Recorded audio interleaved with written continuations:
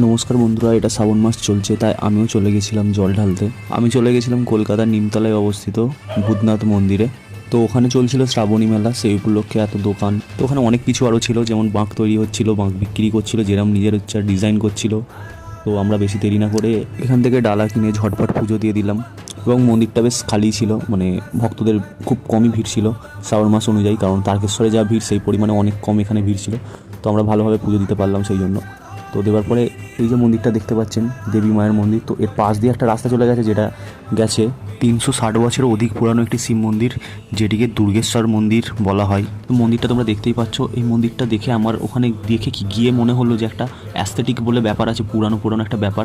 এই মন্দিরে শিবলিঙ্গটি বড় হওয়ার কারণে এটিকে মোটা মহাদেবও বলা হয়, ওখানকার স্থানীয় লোকেরা এটাই বলে। শিবলিঙ্গটি চেন দিয়ে বেঁধে রাখা হয়। তো এই বেঁধে রাখার পিছনে রয়েছে কিংবদন্তি, এক রহস্য। তো তোমরা আসতে পারো এই মন্দিরে এই রহস্য জানার জন্য বা পুজো দেওয়ার জন্য। আজকের ভিডিওটি ছিল এতটুকু। তো ভিডিও ভালো লাগলে অবশ্যই লাইক, কমেন্ট এবং ফলো করে নেবেন।